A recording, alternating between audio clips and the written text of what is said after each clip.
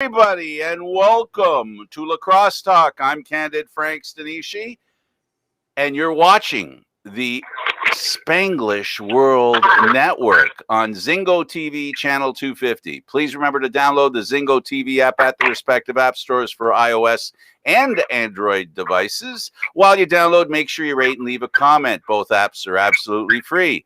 Zingo TV is available on Google, Chromecast, Amazon Fire, Fire TV sticks, Roku sticks, and also on all smart TVs 2016 forward. Now joining me is Gary Groob. Gary, how you doing, buddy? How are you, Frank? This is a nice, beautiful day here in the city of Toronto, so I hope where you are is just as beautiful. Well, yeah, we went for a walk to the beach. So yeah, it's nice here. Works for me. And of course, I'm hoping this is a sign of the way things are going to change because it's been pretty cold lately. We've got a very special guest today, Tony Millen. Sorry, I keep wanting to call him Million. Tony Millen, and from what I understand, Tony, you're a pretty big scrapper, both on the floor and off the floor. Yep. I'm on the floor and off the floor. I'll scrap. Now I'm not like I'm not really I'm a defender, not really like not a real scrapper on the floor. I mean, I score goals too. Oh, okay, good. I mean, it's always good to be versatile. But anyway, that was just a silly pun. You do have a scrap metal shop, I guess? It is. It's Millen Metals and Materials, and we're in Baltimore, Maryland, and Washington, D.C., and then we're going to be opening in Florida in West Palm Beach, just coming up into the next winter. So what kind of opportunities are there for prospective employees in Palm Beach? I hear a rumor there's two guys that are interested in the job there. Yes, yeah. We'll travel. I'll be on the road in a minute. There it is. Welcome to the program. Gary, go ahead. You start. All right. It's a pleasure to have you on the show, Tony. We have Frank's technology to get you on. It's great. Let's start at the beginning. How did you get started into lacrosse? We seem to be coming across this is a question for everybody to start it. But how did you get involved in lacrosse to start with? Well, it was a baseball. We were a baseball, football, soccer family from Long Island. And my old man was a teacher. He just passed this last year, but he passed happily, and it was good to have him go. But so he was a teacher, and one of the gym teachers in his building had given my brother and I 2 sticks. I think because he had a lacrosse camp, and he wanted my dad to pay the tuition and send us. So we did it, and we decided to put baseball down for Bagataway, for the Creators game. Oh, spectacular. Spectacular. Where did you wind up playing the minor league lacrosse? Where did you wind up going? And okay, so I was at Towson University, and I went from Long Island and got the scholarship to go to Baltimore, which was a very good thing to do. If you love lacrosse, and if you're from Toronto or Baltimore or say upstate New York, you're in the lacrosse heaven pretty much. So I got to go to Baltimore, and it was a great experience. Awesome. Who were some of the teammates that you had while you were there? So coming at it, I had an experience to lose the national championship to Carolina. We lost 16-12 in 1991. But so my lacrosse started there as being the first round draft pick to the Baltimore Thunder. And that was a great environment. You had guys like John Tucker. You had Derek Collins was one of our goalies. Look at that turtle right there. Derek Collins was one of our goalies. We had a lot of good. Matt Shear was a good Canadian that was down with us. Chugger played a year with us. Chugger. Steve So Dietrich. we had a lot of good mix of Canadian American guys. Oh wow! Tell me about you were talking about how great it was, to play lacrosse in the community that you're in. How does one get involved other than your way, which was your father basically being part of a bit of a con game where he accepted some free sticks? How else does the game proliferate in the Baltimore area? Well, I'm lucky enough to actually have 4 different experiences with my close mates. In playing I played for the Baltimore Thunder, I played for the Boston Blazers, I played for the Syracuse Smash, and I played for the New York Saints. So in and around those 4 pro teams in the 11 years that I played, I met guys from the Res and the depth of the Onondagan and the Mohawk. And then I also was deep friends with people from British Columbia and Western Canada, and people from Toronto, and people from Baltimore, and people from New York. So I was brought together from so many different people from so many different regions. So in Long Island, it's rite of passage. You're going to play lacrosse if you're an athlete. You know, it's part of it. It's part of growing up in Long Island. I wouldn't have known that. I know New York had a team way back when. They've got a team again. New York is a pretty tough town, right? Lacrosse is a pretty tough game. Does lacrosse fit in some places better than others? Since you have this experience in a lot of other places, is there a is there a symbiosis? Well, it's interesting. Lacrosse is so diverse because you have men's lacrosse and you have women's lacrosse and you have indoor lacrosse and you have outdoor lacrosse. So you have a lot of different aspects of the game. Like it can find a lot of different people. It can find brotherships through lacrosse and girls too. So it's diverse and it's interesting. So it's something that you could pick up anywhere. It's just a question of finding the game. Nowadays, so I was lucky enough to make. I went to Princeton University in 1993. And they brought 300 Americans there to pick 30 for the U.S. team. And I was able to make the team with my brother. And we went to the World Games in Manchester, England in 94. But nowadays, my buddies who I was on that team with, like that are head coaches for, say, Drexel or Hofstra or Hopkins or Maryland, these guys get players from the West Coast, from Colorado, from Texas, from Florida, from Michigan, from Toronto, from Vancouver. So you're talking about putting a team together of guys that are from all over the world. And every culture too, because that's the amazing thing. That's the amazing thing about lacrosse. I guess what I could add as well is, you just mentioned the school you went to. So, it can go from real highbrow to ordinary folk. Right, yeah. So I'm a state college type of kid. I had a chance to go to either Maryland, Delaware, or Towson. And I chose Towson at the last minute but Towson's a little bit more blue collar than say Brown or Princeton. So you're Absolutely. Like, but we beat those guys. We on the field we're the same. Off the field we may be a little different. I'm a little blue collar. But it's about the game. The game brings a lot of different people together. That's the point I was trying to bring across, Gary. Right. Now, you talked about your time in Mill. How did you get involved in the Major Indoor Lacrosse League? Did you out of the blue? There was a draft. No, there was a draft, and I was drafted number 1. Oh, wow.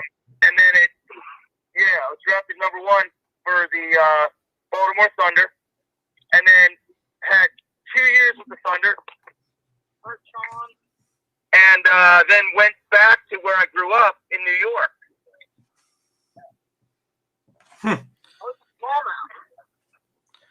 Now, the Mill League itself was more or less the Wild West of box lacrosse. Everything was just being formed at that time.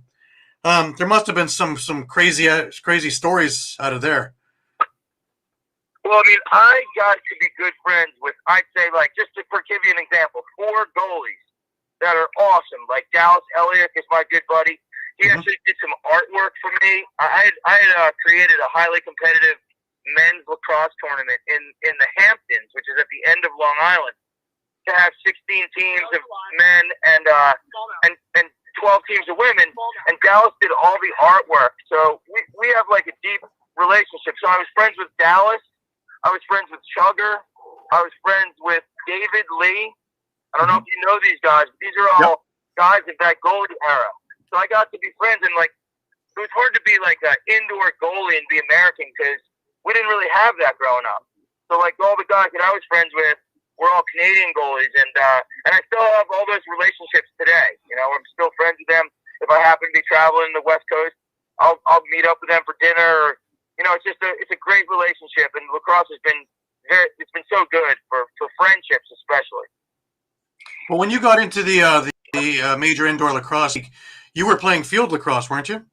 What was the transition like? Yeah, it was interesting. For me, like I kind of like toughness, and I don't mind scrapping, and I'm a defender, so I was able to well, I had a very very good coach there by the name. He was the headmaster at Loyola High School in Baltimore, named John Stewart, and John pulled everyone aside and goes, "Look, if you're playing a different game than you used to play last year." He goes, "People are out there, take your head off, and I expect you to take their head off." And like he set the tone for us, and we went out there with like just SPX arm pads and regular gloves and stuff, and not even shoulder pads. And the Canadians would come in with plastic all over from their ribs all the way down like through their forearm, and like you have to learn quick that you better have plastic or you're going to go home very bruised. Yeah. So you were also talking about transitions when the major indoor lacrosse league transitioned into what it is now in the National Lacrosse League. Was there any major differences at that transition? Not really. Just the change in ownerships and the change in teams. Like for me, it was kind of like the same thing. I was like, okay, great, new name change, same league. Still played in the Odd in Buffalo, and at that time I was just coming out. I think it was '97. I was playing in the Air Canada Center and where is it in Boston? It's the Boston Garden. Boston. Yeah, the Boston Garden. Yeah. Right. So it's all the same arena, same team. Was there any more benefits to the players once the league changed into ownerships as opposed to the league owning all the teams? Not really. I mean, it was like no money. The fun thing about it is that in the cities that you played in, the girls, they thought you were actually a professional athlete, like superstar and wealthy or whatever. But that was the best advantage. But we were getting paid $5.25 a game. There's nothing. Oh wow. Oh wow. So we would get free flights, free hotels, and maybe $500 a game or whatever. So it was like, and then free beer. So if you get a flight and a hotel room and beer and some money, you know, that's pretty fun. That's a good time. Well, especially if you like playing. Yeah. Right? Yeah, I mean, that's what you're there for. You're not paying for floor time. No, you're not paying for floor time. You might score a chick. You drink with your boys. You're out there having a fun time. You score a goal or so. It was an incredible, wonderful thing. Now, when you went over to the Major League Lacrosse and played field briefly, but your brother came out of retirement to do it too. What was that like? Oh yeah, well, we have different philosophies on things. Just because I try to stop the people from scoring, and he's trying to score. So Right, that's a whole different thing. But I came in. We played on attack together in high school on the same attack. Mm-hmm. So, but when I got to Towson, my high school coach said, if you can score on the ride, and if you lose the ball but you fight for the ball and don't let him out, then that's the way to play. So he instilled that in us. So when I got to Towson, I was riding like an animal. I was trying to get some playing time, and they were like, "Wow, you know, you ride hard. You can maybe wait till next year, and you could get some playing time as a sophomore." or do you want to switch away from attack and play defense now with 5 long sticks and 1 short stick? So I was like, I'll take the time now. So I switched from offense to defense in the first year of college. Now, do you find that the transition part of the game now is kind of lost? Because that was an art form back then. Yeah, well, the thing is, okay, the transition part of the game is a good thing, and that's like the Americanized player version. But in actuality, how you score goals, the reason why I would lose to the Buffalo Bandits with playing for the New York Saints or the Boston Blazers is because they push the ball all the way down to the corner, make everyone turn their head, make everyone be watching about pick, and then they pick and roll inside, down low. The 2-man game is the box game, and that's the only way to score a lot of goals and win. So if you try to go out there in transition as an American player, and you're like going to sweep across the top and try to like score, it's just low percentage. It just doesn't happen. And so I got coaches like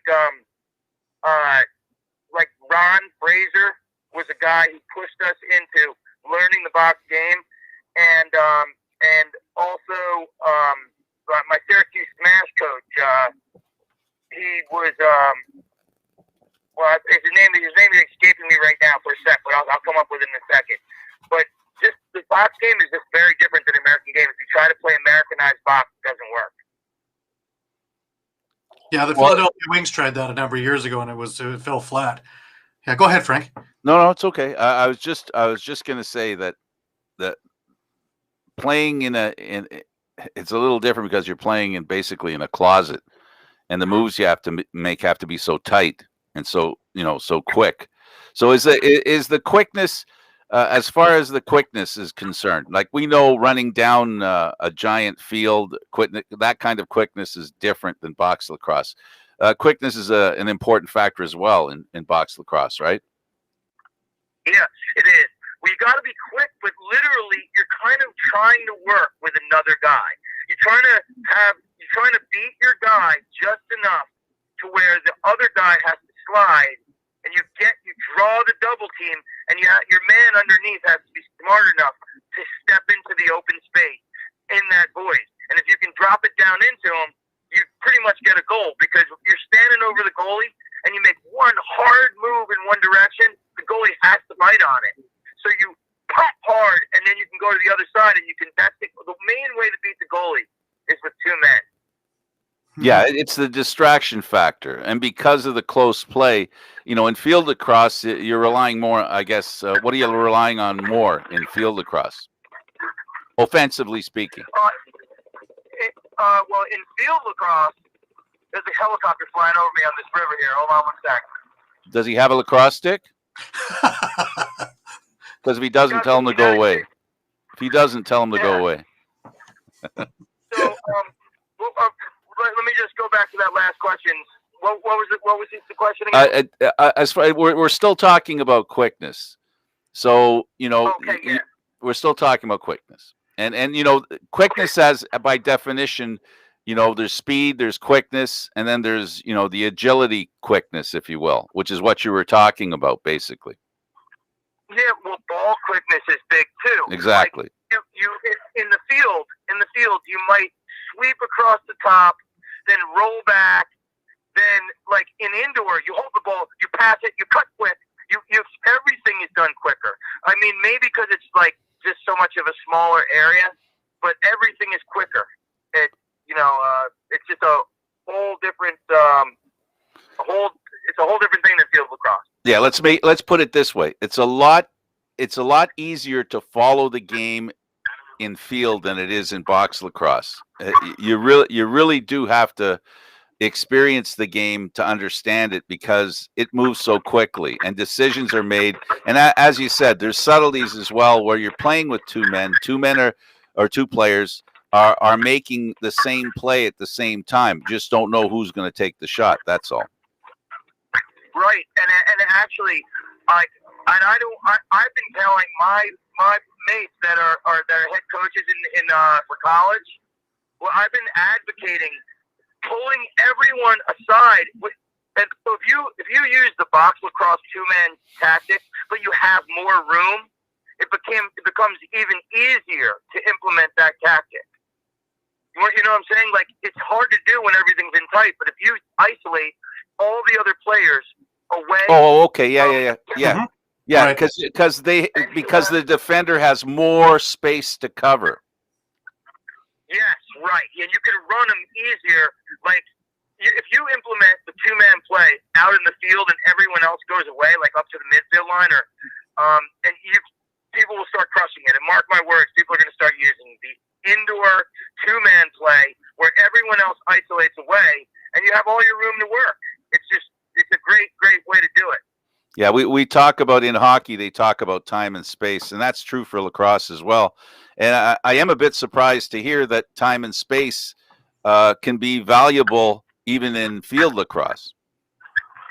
Oh, it certainly is. Like, a lot of times, like with field lacrosse, you have so much space to run that if you can run a guy off, you can run him 10 yards hard in one direction and then split back quickly to the other direction, and it's really hard for you to run backwards, and so you're calling out a slide as you're seeing it happen. Mm-hmm. Yeah, and what you said before comes in even bigger, and that is making the ball do the work, and then use the ball control to wear down a defense. Yeah, my brother and I, we in '94 when we were on the team together, U.S. team together for the World Games, we started at camp. Millen Brothers International Lacrosse Camps. And then he bought me out when I went to Wall Street. He bought me out, and he continues it today. But one of the main things we did was we would get all the kids who are the fastest. We'd be like, okay, let's bring who's the fastest? And they'd put up their friends, and we'd put them on the back line. And then we would have other kids on the other side of the field that would say, okay, we're going to do a test here. We're going to have the fastest kids run up the field and then back. And then the other kids on the other side would move the ball. And by the time the ball was up and back, the other kids hadn't even went to the other side of the field yet. So moving the ball is every single thing about lacrosse. Moving the ball in the air, quick cut is the way to go. Yeah, it's sometimes it makes you wonder, that how different both those games are, box and field lacrosse. Gary, did you order that pizza? Is the pizza coming? Yeah, the 1-800 number is going off left, right, and center. There's coaches talking about this 2-man game. Absolutely. Now you're playing down about goal scoring because you wound up with 117 points. That's just not being able to throw one here and one there. You had a pretty good run offensively playing professional lacrosse. Are you talking to me or is there someone else out here? No, I'm talking to you. Yeah, I mean, I would always try to get a game or whatever. I played the defensive role, but when I sprint down, if you sprint full speed at the goalie and you make one hard fake, he has to buy on it or else you're going to throw it right in.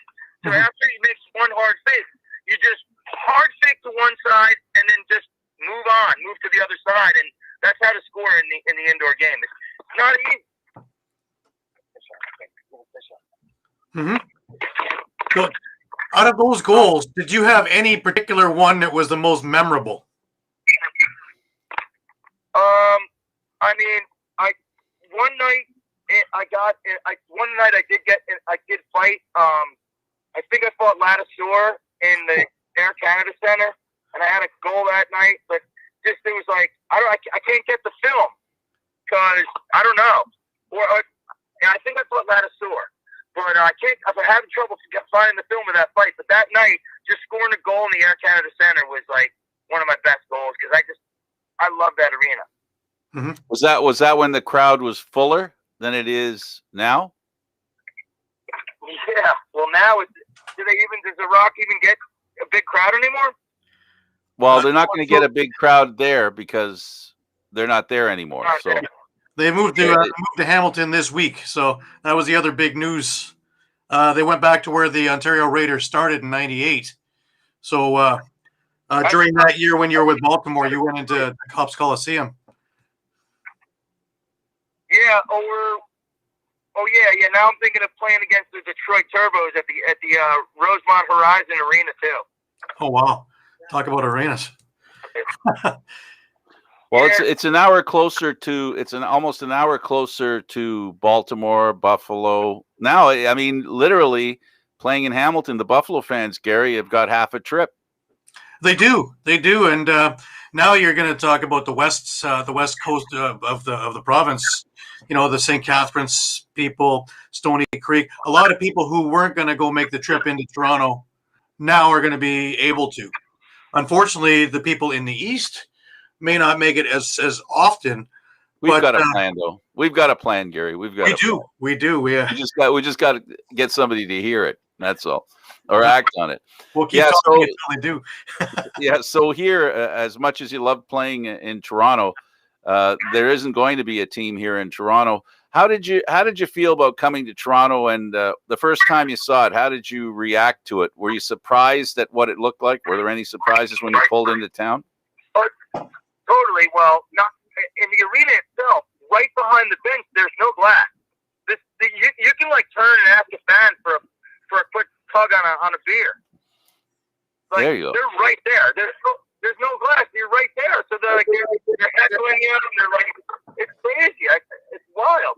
Yeah, they just changed that actually because of safety for the hockey and stuff. So that's a little different now, right, Gary? Yes. Now, I believe the Philadelphia Flyers and the Toronto Maple Leafs had that. They were the last. Yeah, because of interference back and forth. So now there's glass around everywhere. People have lost their decency nowadays. Well, I was just referring to Toronto. Were you surprised at how big a city it was when you first came? Oh, I love it. I mean, I love Toronto. I was surprised it was clean. And like there was like actually, I mean, I not bragging or anything, but we met a bunch of girls that wound up coming down for years from Toronto that would, come down to Baltimore for games, and it's a cool city. It really is. I love going there. Now, you were talking about the clinics that you and your brother had started. How big did this get while you were doing it? Like, I imagine it would have been for quite an area. Well, we had it. The first time we started, it was at the United States Merchant Marine Academy, which is it's a federal military academy in Kings Point, New York. So, like, having it at a facility like that is a super nice way to do it. And then he has it at universities, and he has thousands of kids every summer. It's a multi-million-dollar U.S. thing. When you guys played, I'm sorry. Go ahead. Continue. I took a very low buyout from him and my high school goalie. They were like, "You don't need this anymore." How was it? You're living in Manhattan. How was the difference playing on a carpet as opposed to playing on concrete? It sounds to me that you might have played some games on concrete too. Oh yeah, I mean, I actually just built it an arena out of an old moose lodge. It's like a moose lodge is like a Knights of Columbus. Yeah. Like an organization. Mm-hmm. And we took an old moose lodge and built a floor out of it. There was like a 2,200 person dining hall for weddings and such. And we put the carpet down in there and built a whole arena. So I enjoy playing. I like playing on grass, to be honest. But mm-hmm. I know that's not your guys' main thing. Well, Canada doesn't really. I'm amazed by what they're starting here, right, Gary, to get into playing field lacrosse. It's becoming a little more popular, a little more open here. Yeah, Canada's always been a box lacrosse hotbed. Field never really took off, but the idea of getting a scholarship to a U.S. High-end school has become a real, shall we say, little incentive. So the caliber of play and the more players are going towards field to try and bolster their education by going to a Townsend, a Princeton, Yale, Harvard, to try and get in as scholarships, which is, because it's $100,000 coming out of Canada to try and go to one of these schools. Oh yeah. Well, now I play on. Look at that. Look at that. I play on my club team with John Grant Jr. Wow. Wow. Well, You that's know, the Baltimore Bombers, correct? Yeah. Well, that's not. This is a field team that John. Okay. Yeah, this is a field team that John plays with. It's like a 30 and over, field team thing. But now I am playing with the Bombers, and I'm playing. My son's on the team. My son's a goalie. He's like he's 17. John, get it down in the water. Yeah. So my son's a goalie. He's 17, and he's like on the development team. Yeah, the college thing in the U.S. It's lacrosse is a big deal in the U.S. If you remember a movie called Love Story, the character was a lacrosse player, and in movies, it's not unusual to see that at college they always seem to be lacrosse players that are involved in a movie about college. It's very popular in college. What makes it so popular in that kind of place? Is it because of the accessibility to the playing surface, the field? I think it's that a lot of areas that play are like, East Coast cool towns, just like DC, New York, Philly, that kind of there's a lot of population there. So I think the population draws people's interest. And a lot of people who don't even play, they like it, and let me just flash back to one of the things you said about scoring big goals. Some of the biggest goals I've ever scored are in Philly when it's playing in Philly when it's full. That's 16,000 people. It's amazing. And that would have been at the old Spectrum, which was an absolute incredible building. I have many memories going into that building. Yeah, the Spectrum, and then they play at the Mellon Bank Center or something now, or yeah, Wells Fargo. Yeah, Wells Fargo. Yeah. Oh, right, Wells Fargo. It's right next door. Well, where the Spectrum was now is a bar. So yeah, they leveled it, didn't they? Didn't they level it or something? Yeah, it's Xfinity Bar. It's a 4 floors, no waiting kind of place. But everything is in the same complex, right? You've got Lincoln Field, you got Citizens Bank Park, and you've got Wells Fargo all in the same contained little area there. So the setup is very nice. But yeah, those days in the Spectrum, and you're talking about Maple Leaf Gardens and that, and people being right on top of you. The Spectrum, they were right on top of you everywhere in there. That place was wild in its heyday. Yeah, very steep stand. Old stadium style. Mm-hmm. Yeah, and then I played in the Onondaga War Memorial in Syracuse, and that was only 6,000 person arena. Oh wow! Yeah, the Onondaga War Memorial. If you've ever been in there, and I was on the team with my brother, Paul Gate. Who else? Paul Gate was on there. Micah Kersey was on there. Derek Collins was our goalie. 1 year, Chugger was our goalie. These are exceptional teams that you're putting out there. Like, these are all Hall of Fame players. Yeah, well, what happened was my brother and Paul, were on the team, and we lost. You could probably look back. I think it was 99 or 98. We lost 6 games by 1 goal, the first 6 games.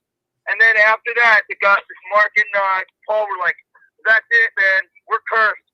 We want a trade. And they demanded a trade. Oh, wow. They get their way? And they got out? Yeah, they Well, that's too bad. That was a team where there was a lot of natives on the team, and I still am really good friends with them today, and it was a great experience getting to go to the Reds, hang out with them, see how they live, and see their dedication to lacrosse. Mm-hmm. Do you still get a chance to get out to Onondaga? Oh, yeah. I mean, I played 2 years for Syracuse, so they would have parties, and we'd go there and, just went to the Reds to hang out. Yeah, I get a chance. That's where I get to meet up with Alfie Jacks. You know, go check out his wood shop and some of his sticks, which are just incredible. Oh my gosh, I love it. I saw the post. I was look at that fish with the bird. Look at that bird with the fish in his hands. I'm with my son and one of my lead guys, and we had to do some work tonight in DC. So we came out to fish. We're on the Potomac River and filling our boat up with fish. Oh, That's wow. cool. That's great. And in case anybody doesn't know, that's the river that's near the White House. Yeah. Yeah. Like when you say Washington, D.C., you mean Washington, D.C. Right in the heart of it. Yeah. For those of you who don't know. And also, apparently, maybe a couple of, maybe what they're hoping in the U.S. anyway, especially in Washington, the Pelosi and company are hoping that they won't need all those fences. So there might be some reclaimed steel in your future, buddy. Yeah, well, I never advocated for those fences to be up there. Well, I didn't mean to get into politics, so I was just making a crack about you being a scrap iron guy. How did you get into the scrap iron thing? Like from lacrosse to scrap iron? How did you make that transition? Speaking of politics, real quick, and then we'll get off. But did you hear that Bruce Jenner, Caitlyn Jenner, is donating her testicles to Justin Trudeau? Oh. All right. Send the emails to. You're gonna make it hard for me to leave the house because I won't be able to go near any politicians. My girlfriend's gonna say, "So you're planning to go to see lacrosse somewhere, are you? So what's that all about?" All of a sudden, Esmeralda, Gary's wife, is saying, "So you like going out of town to watch lacrosse, do you? You're getting us in trouble on every end, buddy. Be careful. Slow down. I'm putting out fires here every 5 seconds." Wow. It's all good. That was great. People here in Canada have said worse, so I guess it's okay. It would have been even this afternoon at the press conferences. I'm sure a lot worse was said. I bet there was. Yeah. So. Yeah. No. That one's good. I haven't heard that one. That's one that'll travel well, I think. Yeah, Caitlyn Jenner. She's donating. There you go. There you go. I'll you know what? I'll go for clickbait. I'll post it when I get off here. So, again, how did you get from lacrosse to scrap iron? What was? They're not quite the same. So, he's got one more story. He's got one more story to tell you, Gary. He's not completely gotten us in trouble yet. There's still some room. So what happened was I've done a lot of different things actually. When I got out of Towson, I started a lacrosse management company and had a highly competitive men's lacrosse tournament in the Hamptons at the end of Long Island for 6 years, and like a lot of people came to that, and that was a well attended event. So I did sports marketing, and then I bought a restaurant and bought a bar called the River Bar in Huntington, New York. Mm-hmm. And then after that, I went to Wall Street because I had an opportunity to be a broker, and I worked for Raymond James. Wow. This is a St. Petersburg company, the Tampa Bay Buccaneer Stadium, where Tom Brady just won his MVP. That was the Raymond James Stadium. I worked as a broker for years, and so then I was going to marry this doctor coming out of New York City. She cut me loose, and I was bummed out. And my friends were like, "Come on back to Baltimore." I went back to Baltimore. I opened a new restaurant called the Monument Cafe. Had that, met a wonderful woman, married her, had my 2 kids, and I'm getting out of that restaurant. The whole kitchen, I actually got a tenant by 7-Eleven, and I gutted the restaurant out after years. And when I sold all the stainless steel and all the metal, it was several $1,000s, and I was like, "Wow, I can just look for metal. Just keep on getting more metal." So I started giving my card out to property managers and to industrial people and people contractors. that I just built it. Yeah, contractors and apartment complexes and high-rise buildings. So I just kind of built a network, and then now they're calling me, and I'm dropping my dumpsters off at different places every day. Oh, wow. So how big is your company? I'm sorry? How big is your company now? Not very big. It's a small. It's not big millions of dollars. It's a small company, but we're growing. We're growing to a new location too, and it's about population density. Like Baltimore has 600,000 people, but in the Miami area where we're going is 10 million people. So we're trying to seek environments where there's a lot of people, and maybe business opportunity. Yeah, well, a lot of people create a lot of trash. Yeah, absolutely. That's true. Yeah, so it's what we do. Well, I got a story for you, Tony. I used to be a contractor. I was responsible for rebuilding grocery stores. 100,000 square foot, 200,000 square foot grocery stores, and they used to have the bumper rails for the carts, right? And they were all made out of stainless steel. And the guys that I had working for me would all say, "Hey, Frank, can I take that? I'll take it off your hands. You don't have to throw it in the bin." So I did this for a couple of years until one time I said to myself, none of the guys were around, and I had a bunch. And the owner of the grocery store said, "Frank, we've got to get rid of this stuff." So I put it in my van. I filled my van up. I went to the place. I got weighed. I said to the guy, "So how much money do I get?" I was thinking, whatever, $100, $150. It was $2,500 in a van that I carried. And then I thought to myself, and they brought me coffee after I gave them that medal. I think I got took. Yeah. I always try to give back to the guys who give us medal. A lot of guys don't ask, but it's foolish not to. I always buy beer. Beer's my thing. Pizza's good too. For like a